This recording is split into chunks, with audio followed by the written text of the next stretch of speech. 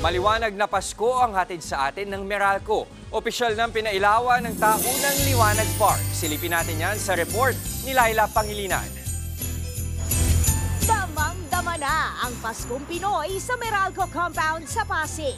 Yan nga ang tema sa ika-26 na taon na pagpapailaw nila ng kanilang taunang Liwanag Park. Mismong si Meralco Chairman Manuel V. Pangilinan ang pumindot ng buton.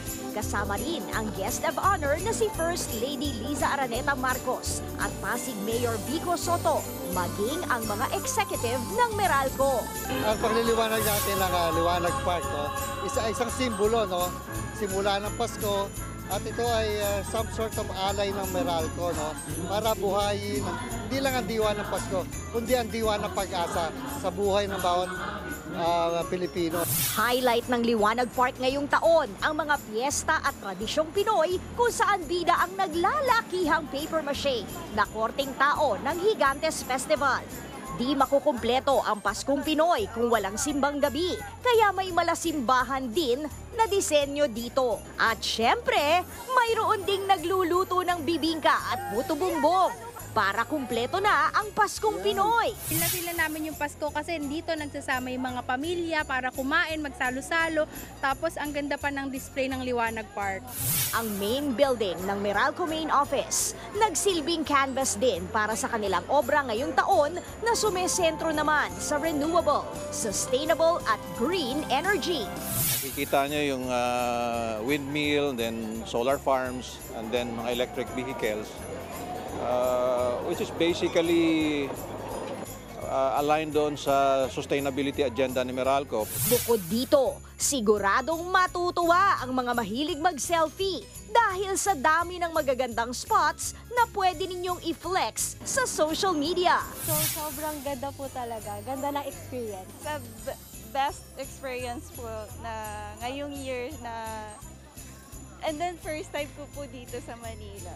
Po yung spirit po ng Christmas, mas na-spread po, hindi lang po sa pa-employee ng Meralco and then pati din po sa public. Taon-taon, nagiging maningning na parke ang buong Meralco compound dahil sa dami ng Christmas lights. Pero siniguro ng pamunuan na hindi sila gumagastos ng malaki. So we're using mga recycled materials or mga repurposed materials.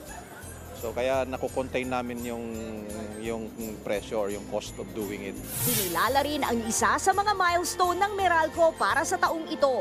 Ito ay ang pagkilala sa ika-8 milyon nilang subscriber o customer. A retired factory worker, and of course, nagsipag, nagtiyaga, napag-aral yung mga anak kahit kasama yung kanyang may bahay.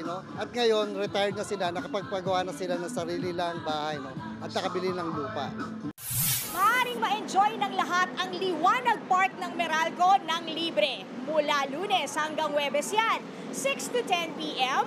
at Friday naman hanggang Sunday, 6 to 11 p.m. Higit sa lahat, marami pa tayong panahon para enjoyin ito dahil bukas ang Meralco Liwanag Park hanggang December 31, 2024. Nagbabalita mula sa Frontline, Laila Pangilinan, News 5. Si Meralco Chairman Manuel V. Pangilinan ay chairman din ng TV5. Mga kapatid, Jess De Los Santos po. Iba na ang may alam at may pakialam sa panahon ngayon. Para sa tuloy-tuloy na balitaan sa Frontline kahit weekend, mag-follow at mag-subscribe sa social media pages ng News 5.